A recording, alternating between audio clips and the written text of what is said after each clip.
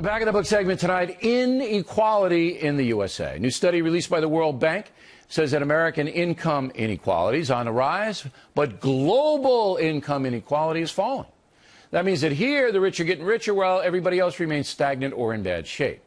Should we be ashamed?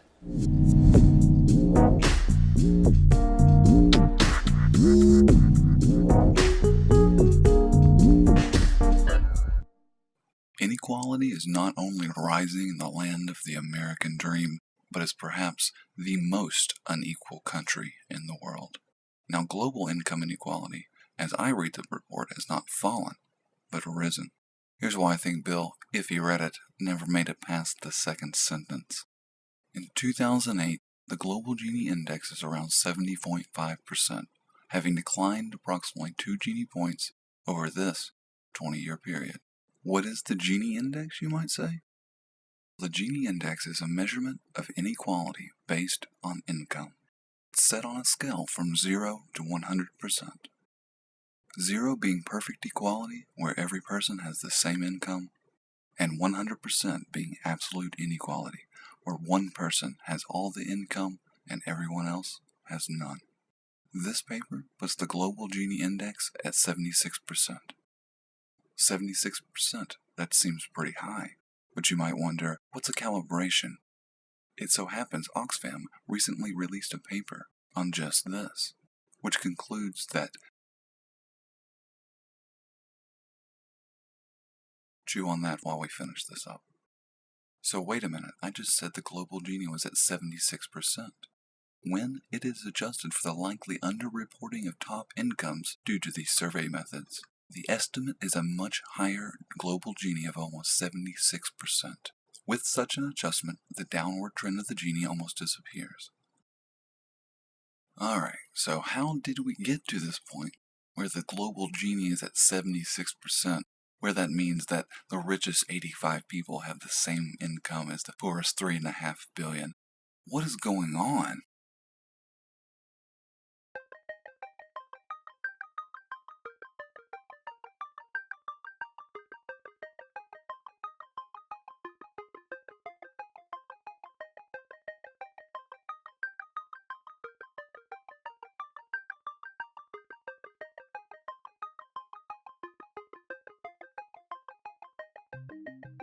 Perhaps you don't see a problem with all this.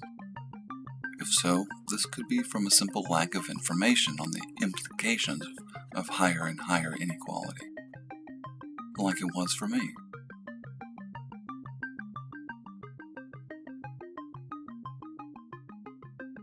Good afternoon. Could I have my slides, please? Thanks. I want to talk to you about the impact of inequality, and I want to talk about it in a particular and perhaps rather peculiar context, that of the rich, market, developed economies. This is a chart showing life expectancy up the side, so ranging from 40 to 80 years, and it's plotted against national income per person across the bottom. And you can see that among the developing and emerging economies, as countries get richer, life expectancy improves rapidly. But beyond a certain point of economic development, that relationship is lost, and there's no further benefit to increased material living standards among the rich countries. So those are just those countries on that flat part of the curve. And here in these rich countries, Norway, USA, they're about twice as wealthy as these countries at the other end, Israel, Greece and Portugal. No relationship with life expectancy whatsoever. So we in the rich countries have got to the end of what economic growth can do for us in terms of health and happiness. And we're the first generation for whom that's really true. For all of human history, the best way to improve the quality of human life has been to improve material living standards. That's no longer true for these countries up here. But if we look within our societies, there are extraordinary social gradients in health, running right across society. Not a difference between the poor and the rest of us. Even the people just below the top have less good health than the people at the top. And these gradients are true for a whole range of health and social problems, and yet we see no effect of income levels between countries and only within. So income means something very important within our societies, and nothing between them. The explanation of that paradox is that within our societies we're looking at relative income, or social position, social status, where we are in relation to each other. It's not about absolute standards of living, it's not about what you can buy, it's about the meaning of income for people and the meaning of their social position. We looked for data that was comparable across these rich market democracies. We put it into an index. It's a very simple index, but it contains data on life expectancy for different countries, the maths and literacy scores of 15-year-olds, infant mortality rates, rates of murder and imprisonment, teenage births, levels of trust, obesity, mental illness, which includes drug and alcohol addiction in the figures we use, and for a few countries, social mobility. Put them all together in an index. If you're higher up on the y-axis, you're doing worse. If you're low down, you're doing better. Again, plotted against national income per person, no relationship whatsoever. Nothing going on. It looks just like that picture I showed you before for life expectancy. But if we plot the exact same index against a measure of income inequality, of distribution rather than averages, that's what we get. Looks more like physics with a bit of measurement error than anything in the social sciences. Countries at the top that are most unequal, UK, New Zealand, Portugal, USA, a higher prevalence of health and social problems. The more equal countries down here, Japan and the Nordics, doing so much better. Now, the measure we're using along the bottom here is the ratio of the incomes of the top fifth of the population to the bottom fifth. And you see in the more equal countries on the left, the top 20% are about 3.5, 4 times as rich as the bottom 20%. But at the more unequal end, the differences are twice as big. On that measure, we are twice as unequal as some of the other successful market democracies. We knew that this was politically sensitive stuff, and we didn't want to be accused of having picked our countries to suit our argument.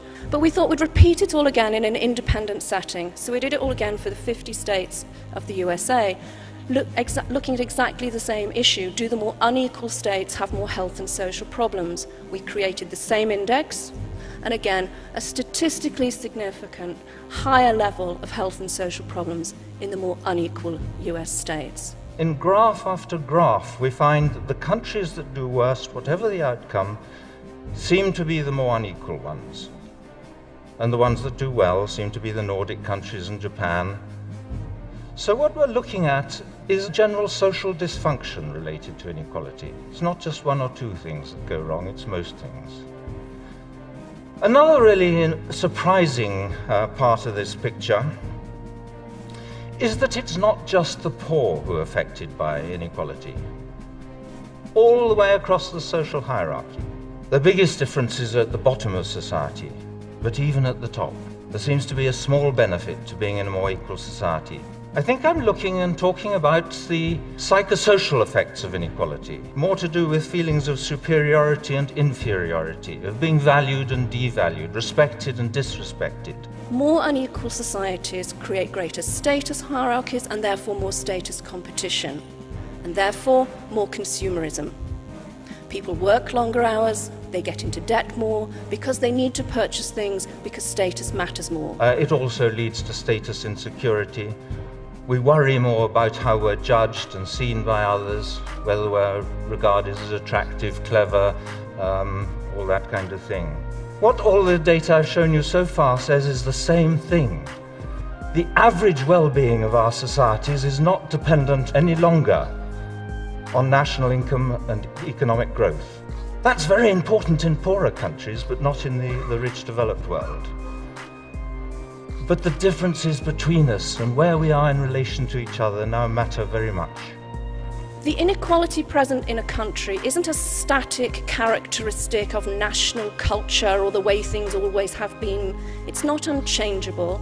Countries become more equal, they become less equal, they shift, they move.